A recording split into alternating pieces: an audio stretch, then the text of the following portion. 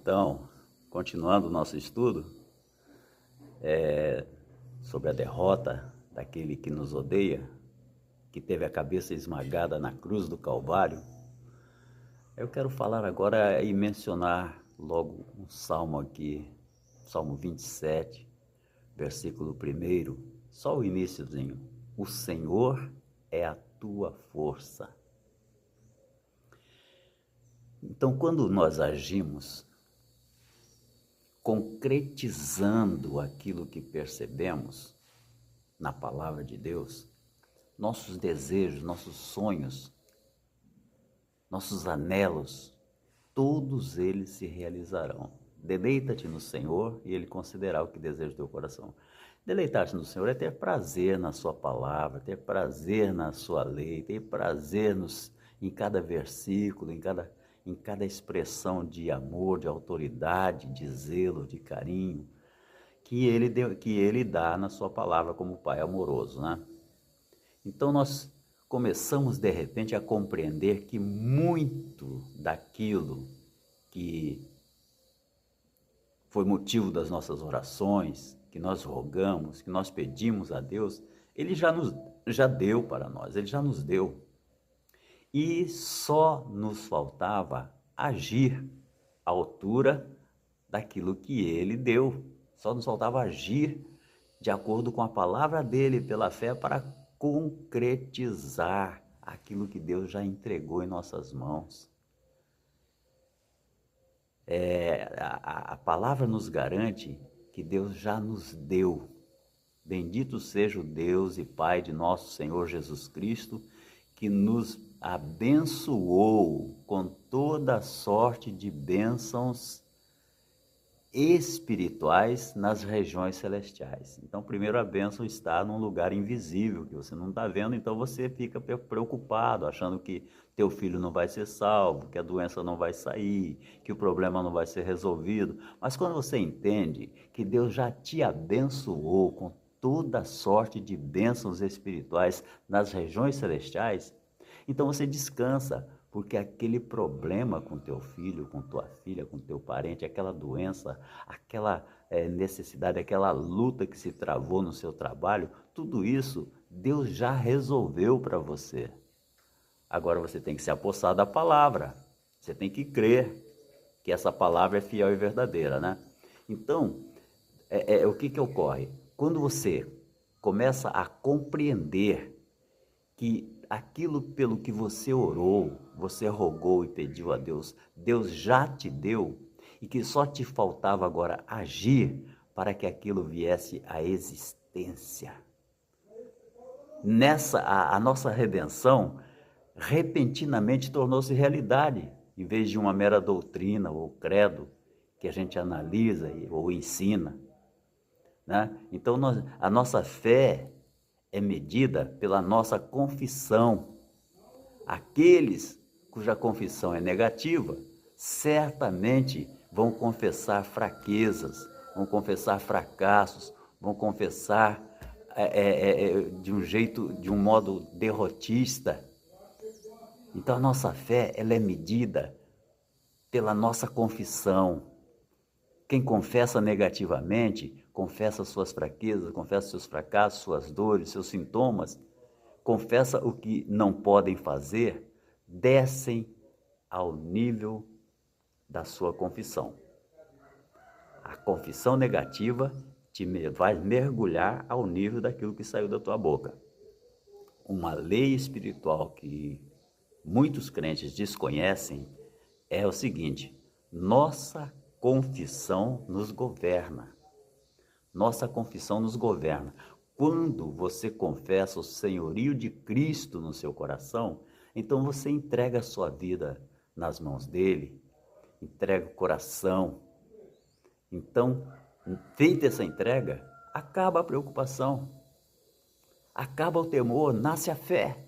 Ao crer que Cristo ressuscitou ao terceiro dia por nós, e que através da ressurreição dele, ele venceu o adversário e o aniquilou por nós, isso se torna a confissão de nossos lábios. Aí e você crê de todo o coração, então você se torna um poder com Deus e por Deus. Poder com Deus e por Deus é o que nós nos tornamos quando nós confessamos a nossa fé na ressurreição, na vitória de Jesus sobre Satanás. Se aceitamos Jesus como nosso Salvador e o confessamos como nosso Senhor, somos novas criações. Somos herdeiros de Deus e co-herdeiros de Cristo. Não é isso que diz lá em Romanos 8,17? Então a doença e a enfermidade não terão mais domínio sobre nós. Chegamos a saber que estamos unidos com a divindade. Não percebemos de uma vez, mas ao estudar a palavra de Deus e agir, concretizando a palavra de Deus, vivendo nela e deixando ela viver em nós, ela se torna em realidade viva. Esta realidade se desenvolve por meio da tua confissão. Quando nós confessamos, nós trazemos à existência esta realidade maravilhosa. Louvado seja o nome do Senhor. E eu gostaria de falar com você também um assunto muito interessante. Por que algumas pessoas perdem a cura? O reverendo Osborne, missionário Osborne, grande homem de Deus do século passado, ele contava o seguinte, ele narra no seu livro: durante muitos anos, isto foi pedra de tropeço para mim, porque não compreendi a razão de algumas pessoas curadas voltar a ter o sintoma da doença. Com toda pessoa que tinha sido curada com toda a evidência de libertação, de repente voltava a ter o sintoma da doença. E ele, de repente, ele descobriu a razão. Aquelas pessoas não tinham, elas tinham fé, mas não na palavra de Deus, mas na evidência dos sentidos delas. Quer dizer, pela evidência dos sentidos, pela evidência da vista, do ouvido, do tato, do olfato. Então essas pessoas dominadas novamente pelas mesmas doenças, a Bíblia mostra um fato, né, como esse. Os doentes foram ao mestre, ouviu dizer que ele curara alguns dos amigos dele e diziam: se consigo aproximar-me dele, serei curado. Ao se aproximarem, presenciavam a cura de outros. A vista foi restaurada aos cegos, a audição aos surdos. Clamavam, reclamando a sua parte de bênção e foram curados. Há muitos que vêm até você, até a mim, para serem curados, porque o Pai tem sido misericordioso. Há muitos outros por intermédio do nosso ministério, o ministério do homem de Deus, da mulher de Deus, que crê que se orar, o milagre vai acontecer. Mas muitos não têm tempo, muitos desses que vêm não têm tempo para serem instruídos na palavra, não se interessam pela palavra, não desejam a palavra, querem apenas a cura, querem a libertação para si mesmo. Aí você ora por eles, eles são curados, mas logo voltam dizendo: eu não compreendo, a cura não foi permanente. Voltaram novamente todos os sintomas. Qual é a dificuldade? Eles não tinham fé na palavra de Deus. Eles acreditavam no homem que ia orar por eles, no missionário, na missionária, no pastor, ou na irmã, serva de oração que ia orar por eles. Não sabiam coisa alguma da palavra, ao menos quanto à cura. Tinham fé no homem, ou numa outra pessoa, ou no missionário, mas não tinham fé na palavra. E a palavra que afirma: pelas pisaduras de Jesus eu fui sarado.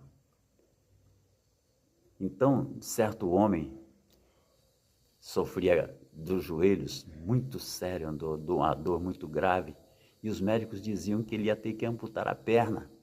E ele foi curado instantaneamente durante uma reunião de oração. Passaram-se uns 5 ou 6 dias, quando ele andava na rua, a dor antiga voltou. E ele falou: não pode ser, eu estou curado por suas feridas, dor no nome de Jesus, sai do meu joelho. Então aquele homem se firmou na palavra de Deus e a dor cessou para nunca mais voltar. Muita gente, quando recebe a cura, Muitas vezes, assim como o diabo pediu permissão a Deus para tentar Jó, muitas vezes a pessoa o diabo vai lá e pede permissão para tentar o Joaquim, o Pedro, o Manel, a Felismina. Ele pede permissão para tentar você. E aí ele volta 5 dias depois que você recebeu a cura e você sente dor no mesmo lugar, sente o mesmo sintoma, e você vai agora duvidar? Você acabou de receber a cura 5 dias atrás? Então, tem pessoas que aceitam a evidência dos sentidos. Aquele homem, ele se firmou na palavra de Deus e os seus joelhos nunca mais voltaram a adoecer. Outras pessoas aceitam a evidência do sentido, o que veem, o que sentem, o que ouvem. Perde a cura porque não há profundidade de terra, como Jesus expressou na parábola do semeador. Você se lembra da parábola, né? O semeador semeou a semente em terra fértil, a terra brotou. Mas semeou em terra, no meio das pedras, a semente não brotou. Semeou no caminho, foi pisado pelos homens. Então, há pessoas que são terras endurecidas, que não conseguem receber a palavra, não aceitam a palavra, rejeitam a palavra, acham que sabem e preferem doutores, filósofos e teólogos, né? E quando um Benedito Tubino vai pregar a palavra na sua singeleza, na sua simplicidade, o cara torce o nariz, esse aí, tá, paciência, né? Então, o que ocorre? O teu combate é um combate de fé. Nós não temos que lutar contra a carne e o sangue, mas sim contra os principados, contra as potestades, contra os príncipes das trevas deste século, contra as hostes espirituais da maldade nos lugares celestiais. Está escrito lá em Efésios 6,12, né? Mas em Romanos 8,37 diz assim: somos mais do que vencedores por Cristo nosso Senhor. Então a nossa luta é contra principados e potestades, mas somos mais do que vencedores por nosso Senhor Jesus Cristo. Então Pedro, por exemplo, ali na porta do templo, ele disse: eu não tenho ouro nem prata, mas em nome de Jesus Cristo levanta-te e anda. Eu posso dizer isso também? Eu posso chegar e ordenar a enfermidade que saia de um aleijado, ou que ele se levante em nome de Jesus Cristo? E eu creio na palavra. Agora resta saber se aquele homem vai conseguir crer na palavra para permanecer em pé. Ele pode andar na hora, pode passar 5 dias andando e pode ser provado na fé. Então, é necessário que nós preguemos a palavra de Deus, não sofismas. Eu vejo gente querendo aprender o que os fundadores de seitas disseram, escreveram em seus livros, e o risco grande é de se confundir. Primeiro se firma na palavra de Deus, que é a lâmpada para os teus pés. Depois você vai procurar saber sobre as seitas heréticas. E através da palavra de Deus você já começa a pôr em prática o que Deus ensina na sua palavra. Quer ser um grande obreiro, quer ser um grande homem de Deus, uma grande mulher de Deus? Entra pela palavra de Deus.